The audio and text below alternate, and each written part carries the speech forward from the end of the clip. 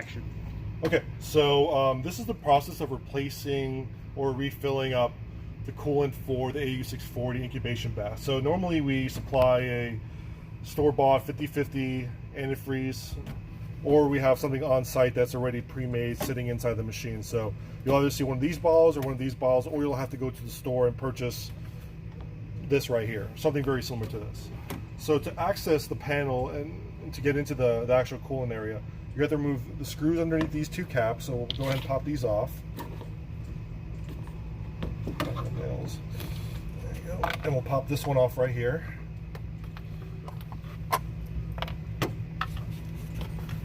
Okay, so we're gonna move this right here, just two screws very easily.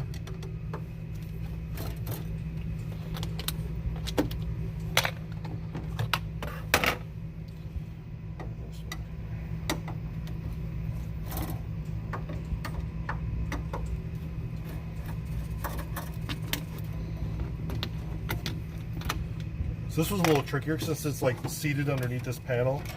You want to kind of lift it up and sort of pull it out from the front. That way you could free that little edge here. And when you put it back, you're going to have to slide the edge underneath first and then drop it in. So it'll be a little difficult, but not too bad. Okay, so now we have access to the coolant port. So you're going to go ahead and unscrew this.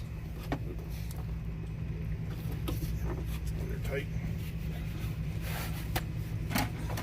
See if we get that open here. There you go. All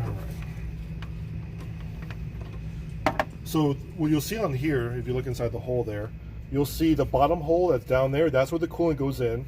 This is like an air kind of release, and then this is the overflow. So the coolant is going to come all the way up to the bottom of this hole right here. And you can see if you follow the tubing here, that's your waistline going down. So you don't want to go over this hole here inside there. So for the first thing you want to do is you want to make sure you cover the whole area so you don't make a spill onto any mechanical parts. If you have towels, if you have rags or paper towels, just go ahead and circle this up here. Kind of get all around it so it makes a nice protective barrier.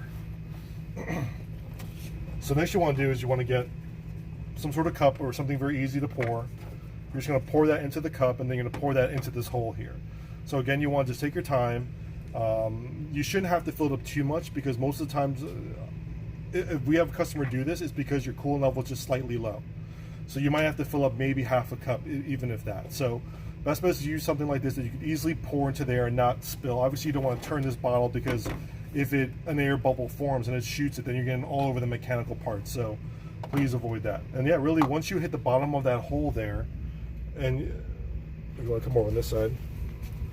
So once you hit the bottom of that hole, you'll see the coolant kind of sit there, and really that should be enough. Now it might take a second for the temperature to regulate. It'll bounce up and down a little bit while it's circulating the new coolant. That's at room temperature, but hopefully that should solve any problems. And then when you're done with that, go ahead and slap on the cover right here. Just hand tight, doesn't have to be cranked down or anything. And then you're gonna reverse the process of putting all the panels back on. So again, you want to slip this underneath the front, drop it in. This guy sits right here. You're gonna put in your 4 screws, and that's it.